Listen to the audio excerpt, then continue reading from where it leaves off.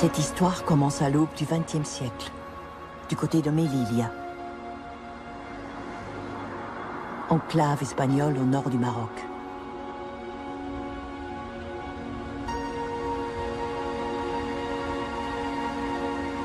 Sur un tout petit territoire peuplé de tribus berbères, un certain Abdelkrim allait créer un embryon d'État, donnant tête à l'Espagne, puis à la France, pendant plusieurs années.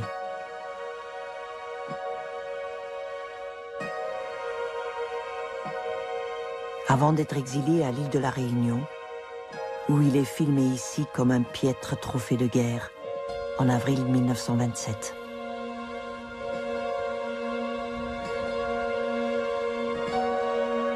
La guerre du Rif a fait des dizaines de milliers de morts, laissé un pays et une population dévastés par les bombardements et les armes chimiques.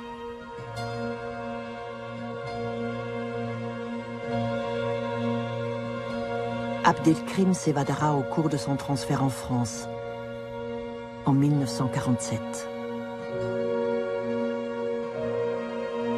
Après avoir trouvé refuge au Caire, il y sera enterré en 1963, comme une grande figure du monde arabe, sans avoir jamais pu remettre les pieds dans son pays.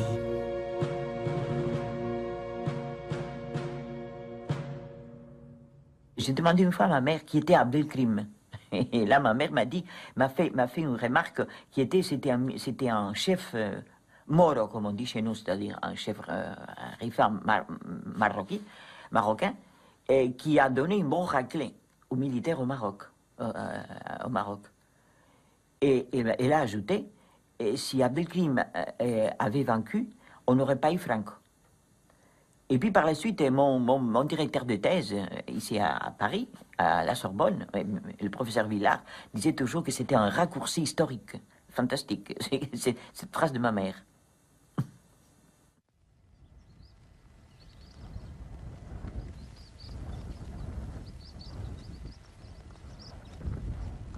Abdelkrim fait partie d'une famille de notables, appartenant à la tribu des Bni Ourirel. Après des études de droit à Fès, il se met au service des Espagnols à Melilla, comme professeur, interprète, journaliste, puis juge des affaires musulmanes. Abdelkrim et son père militaient auprès des tribus pour favoriser la présence espagnole. C'est ce qu'il racontera au capitaine Sagne, officier interprète de l'armée française, qui l'accompagne dans son exil. J'étais à l'origine plein d'enthousiasme et d'espoir, et je m'employais, tout comme mon père, à faire admettre aux Rifins l'intérêt d'accueillir les Espagnols, afin qu'ils nous apportent le progrès et le développement.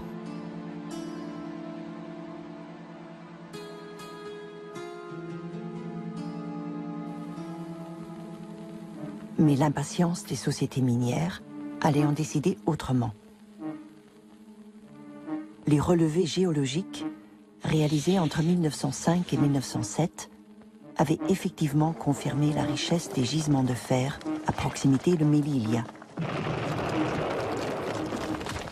aiguisant les appétits pour ce nouvel Eldorado.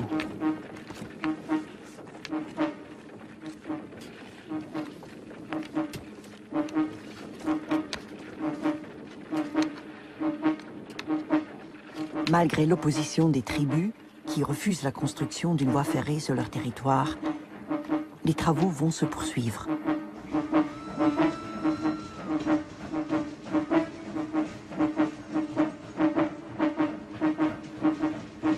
En juillet 1909, 6 agents des chemins de fer sont tués par les Rifins, donnant le prétexte à une intervention qui va se solder par un cuisant échec au Barranco del Lobo, où les Espagnols sont écrasés en quelques heures.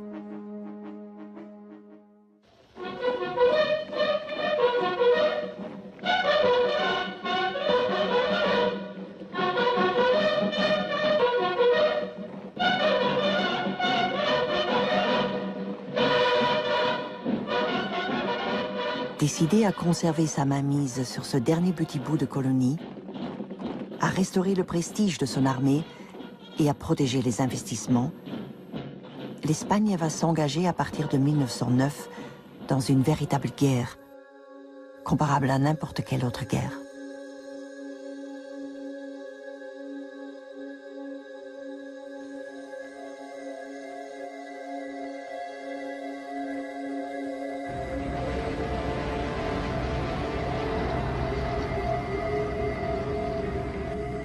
L'injustice de la conscription qui ne touche que les fils du peuple provoque à Barcelone une semaine d'insurrection qui sera férocement réprimée et restera dans la mémoire espagnole la semaine tragique.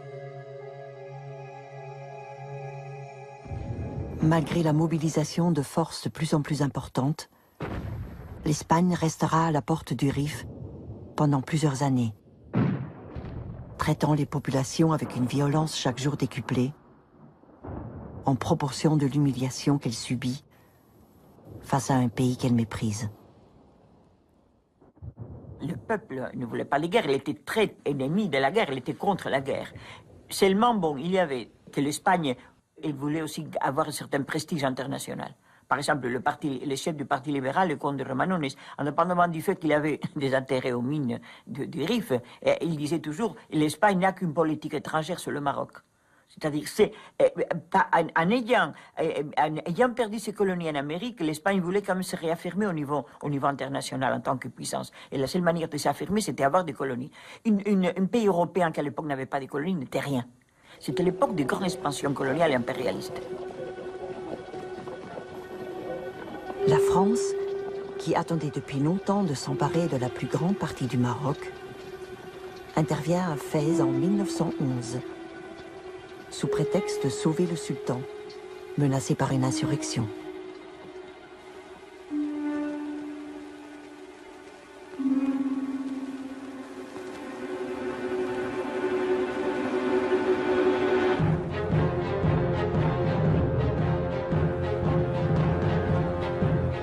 Mais c'était sans compter sur l'Allemagne, qui invoque une violation des traités et envoie des forces navales à Agadir, au sud du Maroc.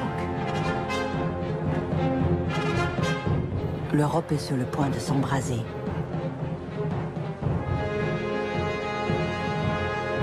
Sans la mobilisation des opinions publiques et l'intervention de l'Angleterre, qui menace l'Allemagne de se ranger en cas de conflit aux côtés des Français, la Première Guerre mondiale aurait sans doute éclaté en 1911.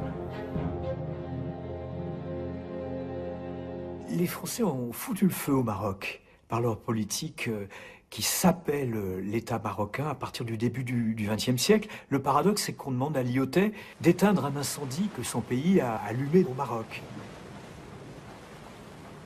Alors que l'Espagne ne parvient pas à dépasser la zone qu'elle occupe déjà, le résident général Lyautey va entreprendre à partir de 1912 l'occupation du Maroc français, qu'on appelle, par un doux euphémisme, la pacification. Monarchiste convaincu, Lyautey est un pur produit de l'armée coloniale. Il a déjà fait ses preuves au Tonkin, à Madagascar et en Algérie. Et par son respect de l'islam, il est apprécié des notables locaux, piliers du régime.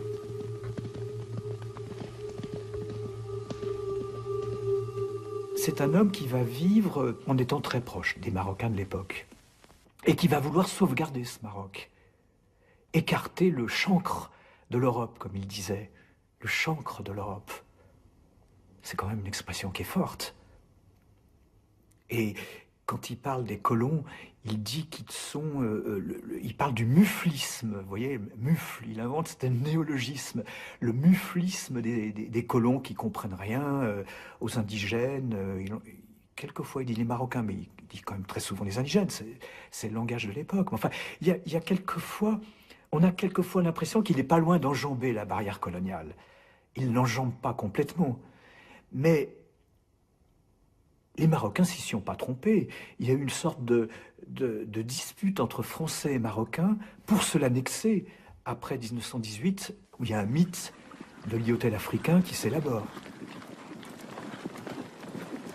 En ce qui concerne le Rif, il considère que c'est un guêpier dans lequel il refusera longtemps de mettre les pieds, se contentant d'installer des fortins le long du semblant de frontière séparant la partie française de l'espagnol.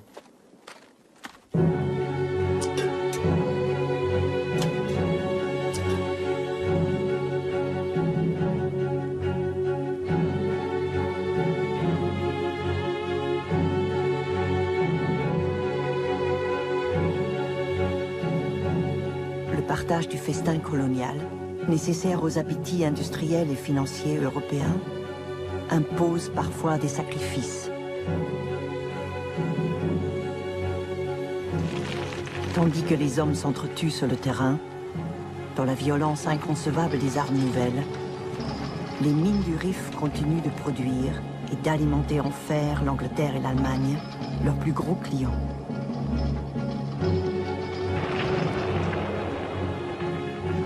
Quand il évoque cette période, Abdelkrim raconte qu'elle a été un tournant qui allait décider de son engagement futur aux côtés des Rifains.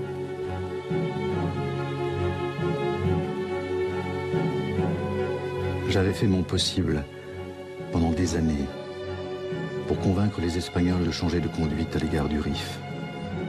Mais ils passaient leur temps à nous dresser les uns contre les autres.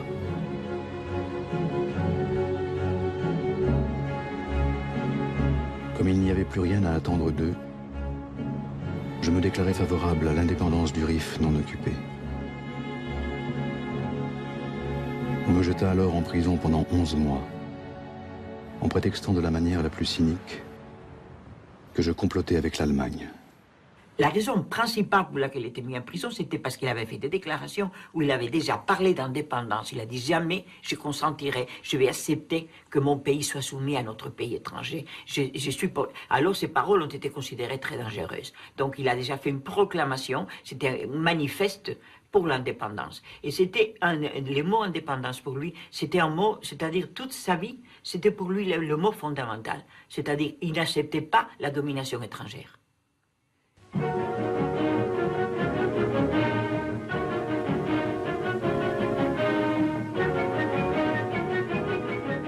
Dès 1918, le roi d'Espagne Alphonse XIII, impatient de laver l'affront de 1909 et de mettre enfin la main sur la totalité du Rif, se renseigne auprès des autorités allemandes sur la fabrication des armes chimiques.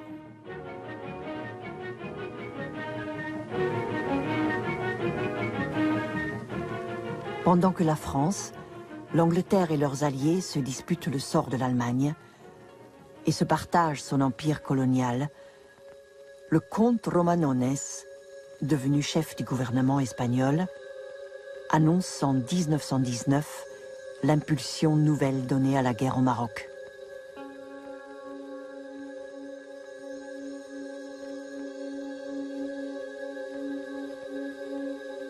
À partir de l'année 1920, le général Sylvestre, choisi pour réactiver les opérations militaires, progresse à une vitesse fulgurante en réussissant à soumettre de plus en plus de tribus sur son passage.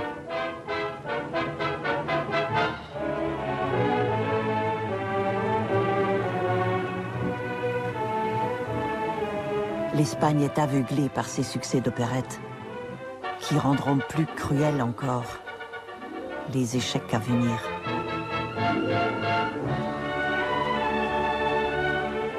La plupart de ces conquêtes qu'on présentait dans la presse comme des grandes conquêtes et des grands triomphes militaires, en fait, ils étaient obtenus en soudoyant les notables des Kabyles. C'est-à-dire, on pactisait, on parvenait à des accords comme quoi on occupe les territoires en échange en monnayant de l'argent. Au royaume des aveugles, les borgnes sont rois. C'est à cette période que Milan Astrée fonde el Tercio, sur le modèle de la Légion étrangère française, en confiant à Franco le commandement de la première Bandera, composée de 3 compagnies.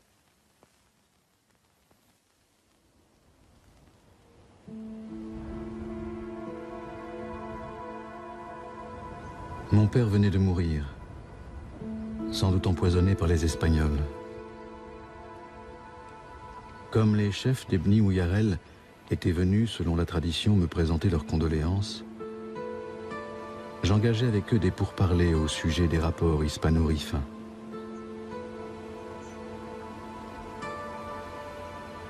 Bien qu'ils soient portés à la discorde dans les temps d'insouciance, les Rifains ne tardent pas à s'unir quand ils sentent leur liberté menacée.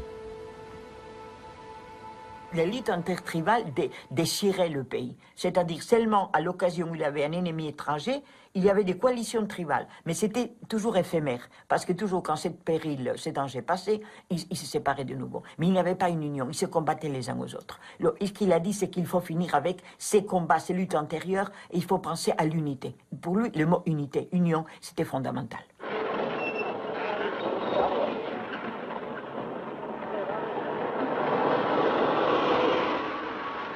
Dans les premiers jours de janvier 1921, Sylvestre s'approche du lieu-dit Anoual pour placer les bases de ses futures opérations.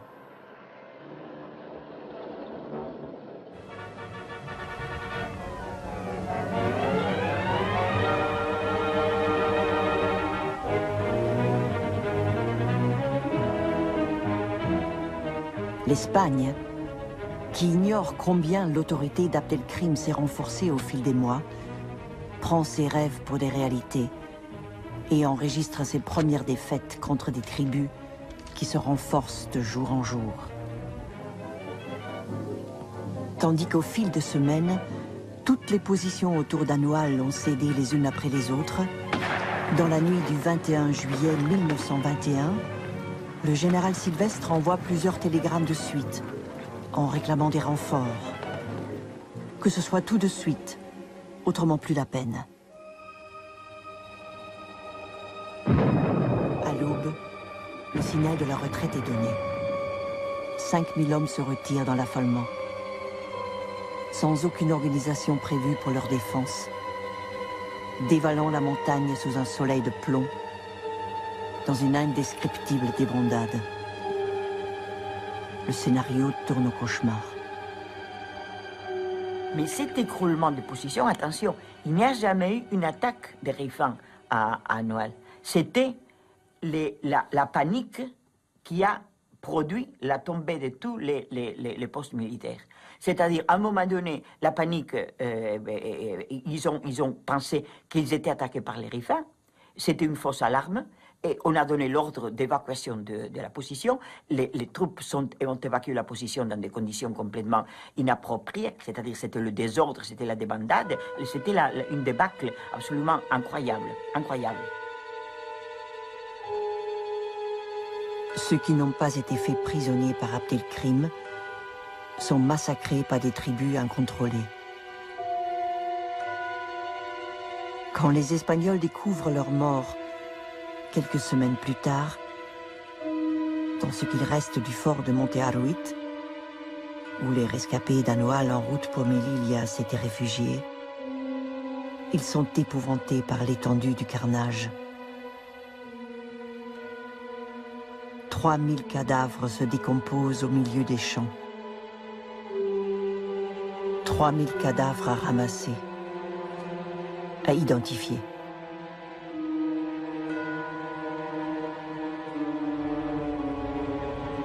J'ai tout fait pour éviter ce massacre. Dieu m'en est témoin. Il a été perpétré par des Rifains qui vivaient en totale anarchie et ne respectaient pas mes ordres. En ce qui concerne la débâcle d'Anoual, elle nous rapportait en plus des prisonniers 150 canons, 10 000 fusils, d'incalculables stocks d'obus et des millions de cartouches. Des automobiles, des camions, des médicaments, du matériel de campement. Pour ménager une porte à la négociation et épargner d'autres vies humaines, je faisais en sorte de ne pas occuper Melilla et je libérais les femmes et les enfants. Il sait bien que la guerre, c'est sa fin. il a profondément le sens que la guerre, c'est sa perte. Bon. Il ne peut pas gagner, mais il le sait qu'il ne peut pas gagner. Et il l'a dit du reste. Dès 1926, il le déclare, et ensuite il le répétera en 1947 quand il s'évadera de la guerre, mais il a dit « je suis venu trop tôt ». Ce n'était pas possible de faire la rupture à cette époque-là. Mais je crois que ça, il le sent profondément. Et il fait la guerre, bien qu'il sache que la guerre, dans la guerre, les puissances dominantes l'emporteront.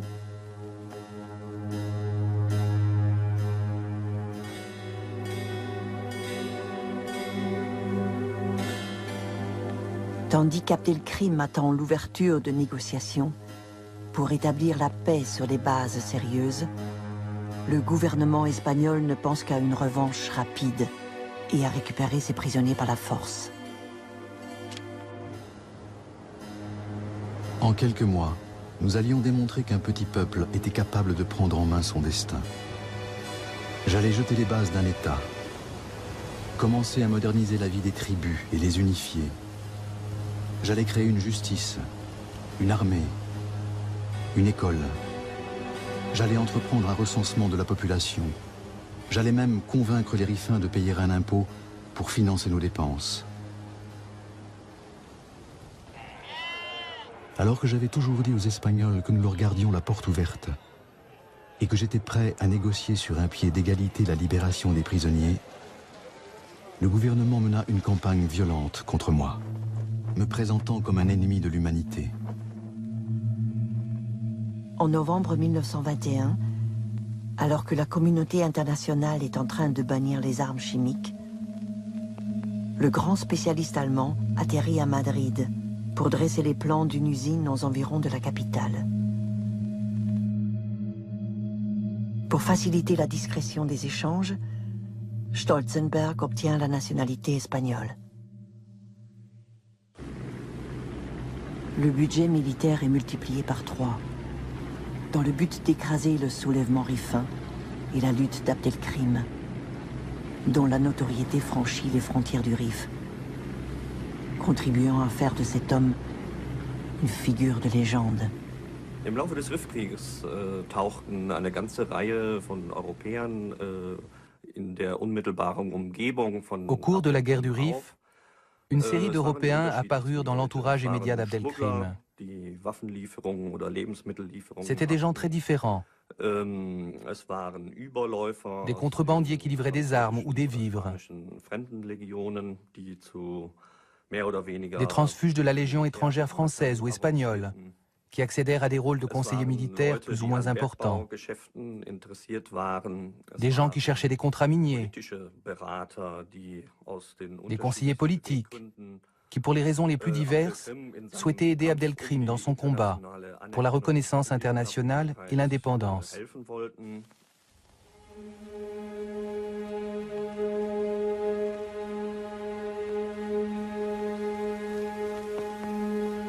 Tandis que la reine rend charitablement visite aux blessés du Maroc, Indalecio Prieto, grand orateur socialiste, s'indigne au Cortés de ce que les légionnaires ne fassent pas de prisonniers.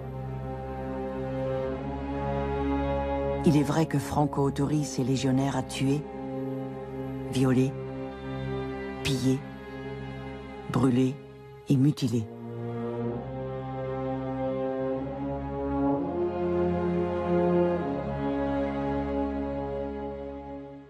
Et l'image du Rifin sous-développé et barbare est remise au goût du jour.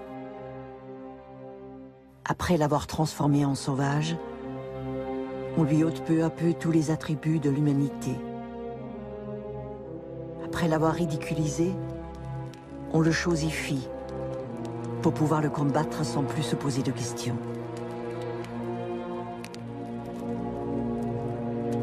Le devoir de civiliser le Rifin cède la place à celui de l'exterminer, par tous les moyens. Et ces militaires étaient en général des militaires qui faisaient partie des troupes de choc. Et c'était des officiers avec une mentalité très particulière. C'est très bien les atrocités et les actes de violence et de cruauté qu'ils sont capables de commettre, c'est-à-dire dans une guerre coloniale. Ils les ont commis par la suite en Espagne, en utilisant les mêmes méthodes que celles de la guerre coloniale. Pendant que Madrid hésite sur le sort des prisonniers espagnols, le comte Romanones, fidèle à lui-même, exhorte le gouvernement à ne pas quitter le Maroc, affirmant que le Maroc est une question de vie ou de mort, tandis que la gauche s'en prend à la politique minière qui ne justifie pas la guerre. Si la presse n'a pas de mots assez durs pour parler d'Abdelkrim, Luis Oteiza, le directeur du journal La Libertad, rencontre Abdelkrim pour témoigner de la situation et informer les familles des prisonniers espagnols qui attendent depuis 1 an leur libération.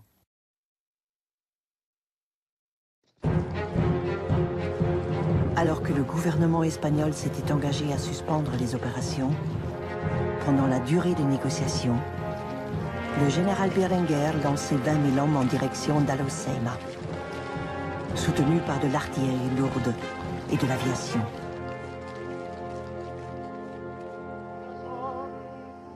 Malgré la puissance dont dispose l'armée espagnole, elle subit encore de nouvelles défaites et doit se replier, déversant sur le Rif des tapis de bombes, lui rendant sous forme manufacturée ce qui lui a été arraché.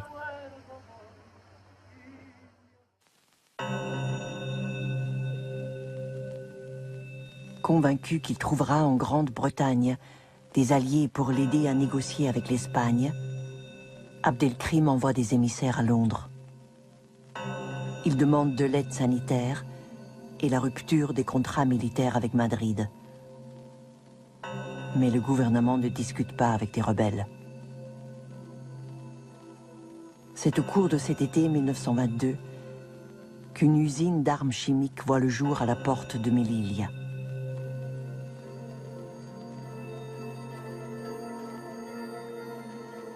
Il y a eu des conversations avec des Français et la maison Schneider a envoyé de la chloropicline, l'a envoyé d'une manière, disons, plus ou moins en cachette, en le faisant passer par des pesticides. Entre-temps, il y avait aussi des techniciens de la maison Schneider qui ont monté, ont installé un atelier pour justement la transformation de ces matières en gaz toxiques. Les Espagnols croient que l'Europe les a chargés de réformer et de civiliser le Rif. Mais les Rifins demandent: est-ce que la réforme consiste à détruire des maisons en utilisant des armes interdites? Il est temps que l'Europe, qui a proclamé au XXe siècle sa volonté de défendre la civilisation, fasse passer ses nobles principes du domaine de la théorie à celui de la pratique. Pendant ce temps, la question des prisonniers est devenue une affaire d'État. Ce qui avait été refusé à Abdelkrim pendant 1 an et demi va être conclu en quelques jours. Les prisonniers sont libérés en janvier 1923, aux conditions initiales. Mais au lieu des 600 prisonniers espagnols, il n'en reviendra que 367, les autres étant morts de faim ou de maladie.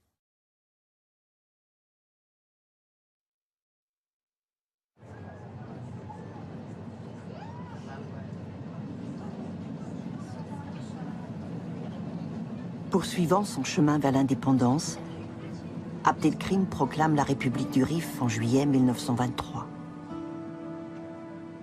Elle se dote d'une assemblée où siègent les représentants élus de 41 tribus, d'un gouvernement, de ministres, et comme toute république moderne, elle revendique son indépendance, son droit à l'autodétermination, et propose au reste du monde des relations d'État à État, dans le respect du droit international et des peuples à disposer d'eux-mêmes.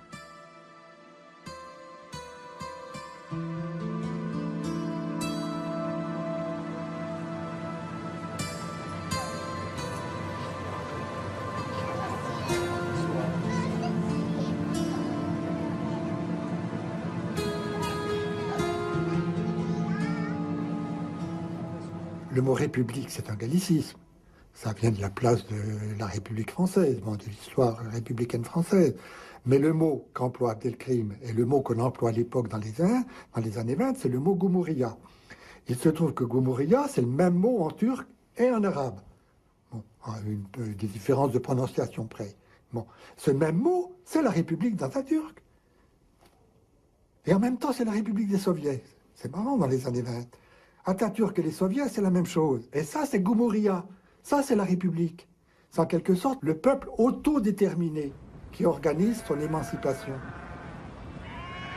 On a cherché à me faire passer pour un rebelle sanguinaire, un esprit retors, alors qu'il ne s'agissait pour nous que de défendre nos droits en faisant valoir la légitimité de notre cause.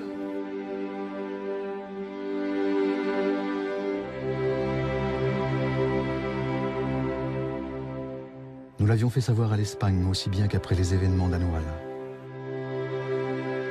Nous avions déclaré la même chose à la France, au maréchal Lyautey et au sultan.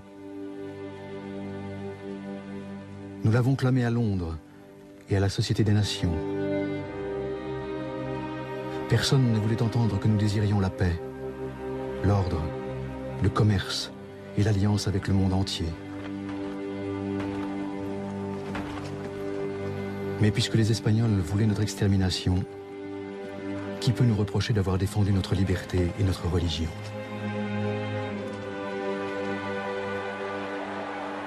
Tandis que l'Espagne est secouée par les révélations sur les responsabilités du désastre d'Anoual, le coût humain de cette guerre qui n'en finit pas, et les revendications ouvrières stimulées par la révolution soviétique, Alphonse XIII confie à Franco les clés de la Légion, la troupe d'élite du Rif.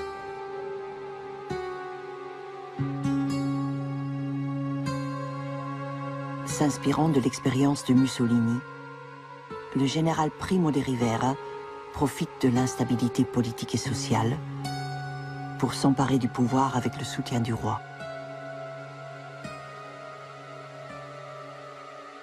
En septembre 1923, il suspend la Constitution, instaure une dictature militaire et s'empresse de décréter une pause dans la guerre.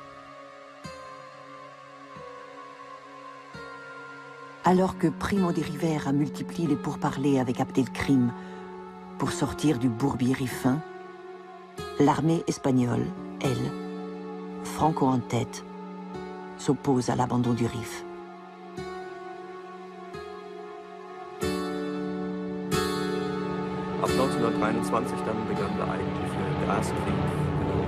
À partir de 1923, commença la véritable guerre chimique contre la population rifaine par bombardement aérien. Ensuite, l'usage des gaz fut renforcé. On bombardait des marchés, des villages, la population civile, des terres agricoles.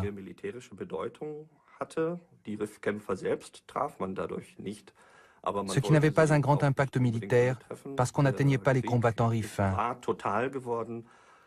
Mais ce n'était pas le but recherché. La guerre était devenue totale, englobant la population civile. Dans cette mesure, la guerre du Rif a pris une gravité particulière dans ce siècle des extrêmes.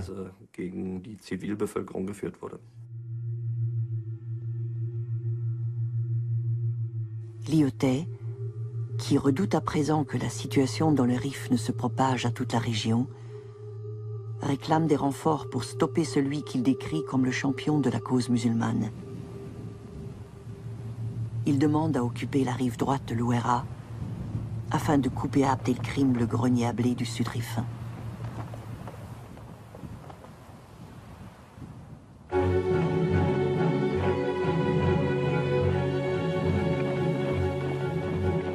Des gauches, qui a remporté triomphalement en France les élections de 1924, au nom de la paix en Europe, envoie les renforts réclamés par Lyautey. Dès la fin du mois de mai 25, 12 000 soldats franchissent l'Ouéra avec l'assurance d'appartenir à l'armée la plus puissante du monde. Il a commandé des obus à Hypérite.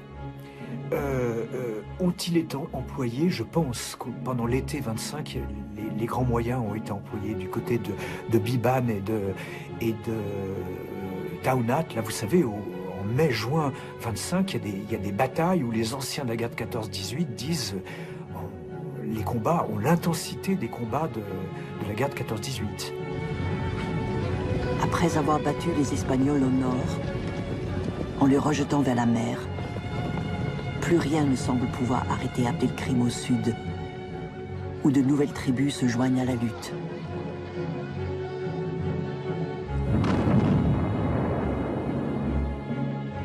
Malgré les bombes de Lyautey, le pacificateur, Abdelkrim repousse les forces françaises, s'empare de la vallée de l'Ouéra et de ses ressources, tout en menaçant Fès et Taza.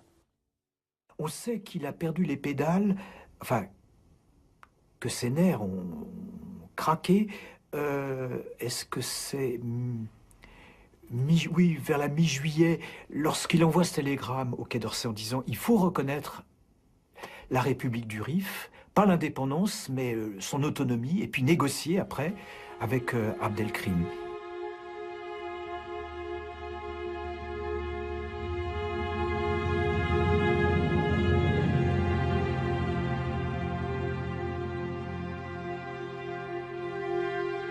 Tandis que les premiers cadavres arrivent en France, les communistes, soutenus par les surréalistes et de nombreux intellectuels, appellent à la mutinerie et à la fraternisation, multiplient les meetings et les interventions au Parlement, en réclamant un vrai débat sur la guerre.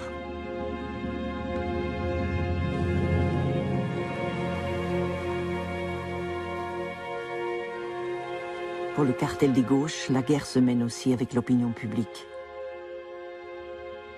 Painlevé brandit les risques d'extension du conflit et d'effondrement de l'empire colonial. L'équation entre islam et fanatisme justifie la répression militaire.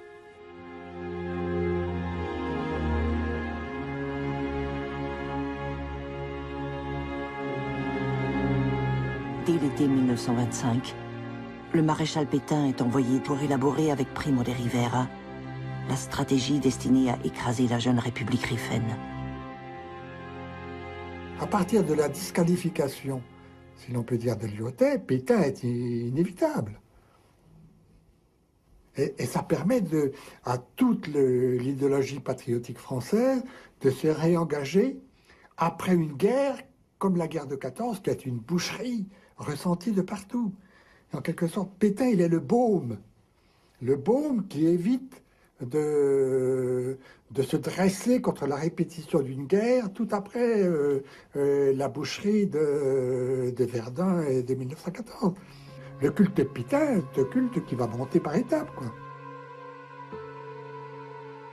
Plusieurs dizaines de milliers de soldats viendront grossir les contingents français et espagnols au Maroc, les portant à 350 000 hommes.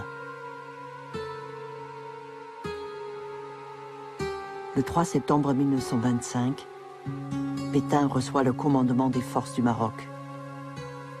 Le mythe de Pétain est exploité sans ménagement par la gauche, au détriment de Lyautey, dont les convictions monarchistes lui ont toujours été suspectes.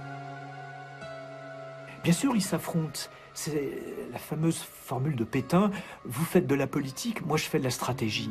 Mais il ne pensait pas que Pétain allait le limoger, qu'il serait disgracié aussi brutalement.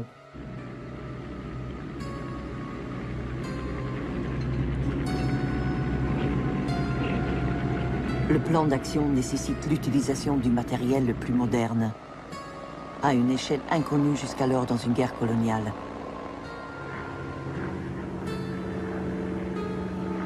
L'offensive est préparée, accompagnée et prolongée par une série de bombardements qui visent à semer la terreur dans les populations civiles et à anéantir les ressources du pays.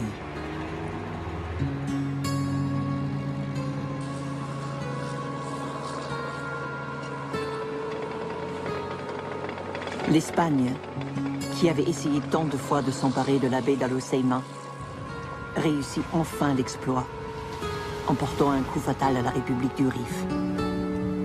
Franco, toujours sur la photo, deviendra à 33 ans le plus jeune général d'Europe, recevant à Paris la Légion d'honneur pour ses hauts faits dans le Rif. Malgré les appels au secours qu'Abdelkrim adresse au monde entier, plus rien ne semble pouvoir arrêter le rouleau compresseur de l'impérialisme européen.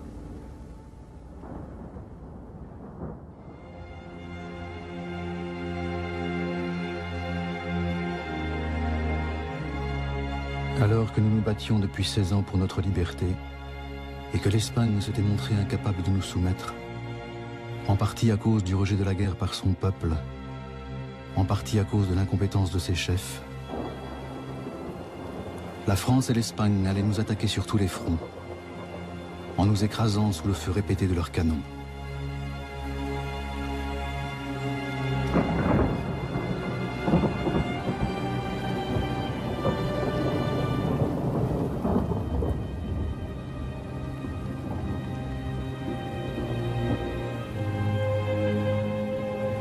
Painlevé connaît une opposition de plus en plus dure, toujours orchestrée par les communistes, auxquels se sont joints des socialistes, qui lui reprochent à présent le gâchis humain et matériel de la guerre.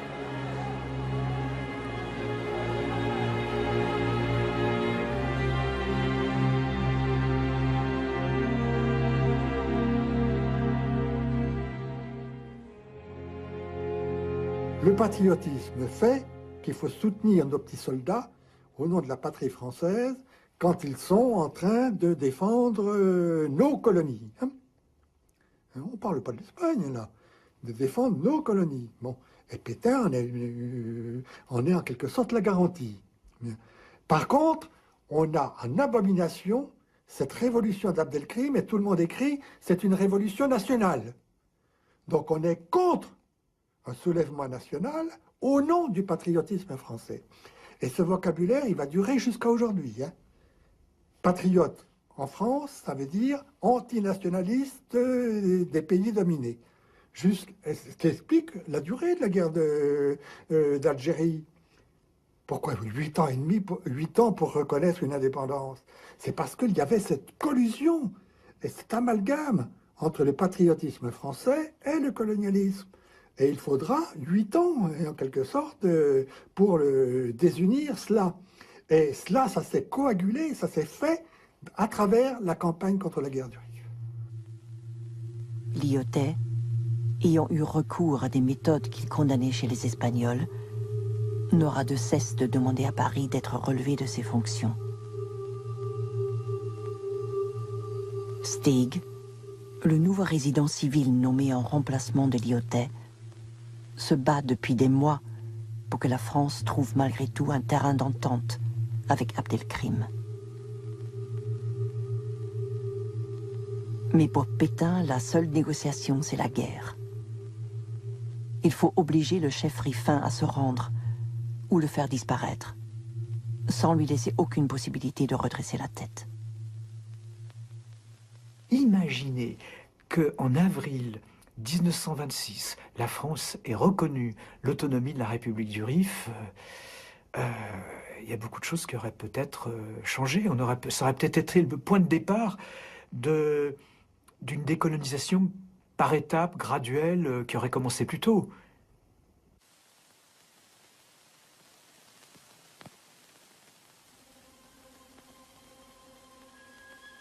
Malgré les pourparlers de paix engagés par Steig avec Abdelkrim en avril 1926, le pilonnage du pays se poursuit.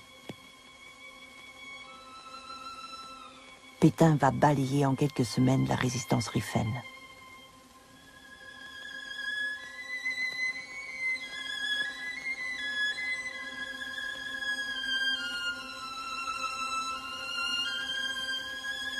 Qui est plus cruel que celui qui s'obstine à nuire aux faibles et aux malheureux? Ils ont supprimé pour nos blessés la possibilité de recevoir des soins et de voir soulager leurs souffrances. Un tel acte n'est pas humain. Et même les animaux s'en abstiennent. Je pense que ce qui a fait qu'Abdelkrim, qu'à la fin, bon, le projet d'Abdelkrim n'a pas réussi, bon, je crois parce que dans le contexte de l'époque, ce n'était pas viable cet État. Ce n'était pas viable parce que le Rif était une partie du Maroc. Du moment où les sultans ne suivaient pas, les puissances européennes n'allaient pas accepter ce dégagement d'une partie du Maroc. C'était un danger pour l'avenir aussi, pas seulement de ce qui est le Maroc, mais pour l'avenir de tous les restes des pays de l'Afrique du Nord, de lutte indépendante des autres pays. C'était un précédent dangereux. Le 27 mai 1926, au petit matin, après une nuit terrible, au cours de laquelle Abdelkrim s'interroge sur le bien fondé de sa décision, il se rend aux Français, qui le transfèrent à Fès. Der Rifkrieg ist ein ganz faszinierendes Beispiel der Kolonialkriegsgeschichte. La guerre du Rif est un exemple tout à fait fascinant dans l'histoire des guerres coloniales. C'était une guerre coloniale au retentissement incroyable, et peut-être la plus marquante de toutes. Elle a donné naissance à un État reconnu par personne. Mais c'était un nouvel État parce que la population rifaine l'a vu ainsi. Et pour moi, c'était une raison suffisante. C'est presque la meilleure incarnation des possibles. Bon. Mais il faut voir quels étaient les possibles. Or, il a incarné ces possibles. Il les a incarnés tout en sachant qu'il n'y avait pas d'issue. C'est ça qui est extraordinaire dans l'histoire d'Abdelkrim.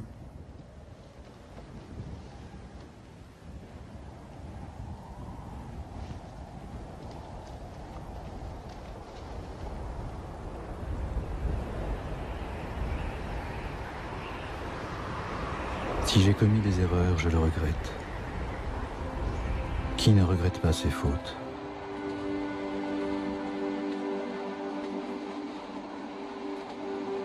Je suis convaincu que si nous en avions eu le temps, nous serions devenus une grande nation d'hommes libres. Notre combat a donné aux Rifins une fierté, un espoir, une confiance en soi qu'aucune défaite ne pourrait effacer. L'aspiration à la liberté et à la détermination de notre peuple durera au-delà de la puissance de nos oppresseurs. Je suis venu trop tôt, mais j'étais convaincu que nos espoirs se réaliseraient un jour. Cette guerre, l'étranger nous l'a imposée. Nous avons été battus, mais vous aussi.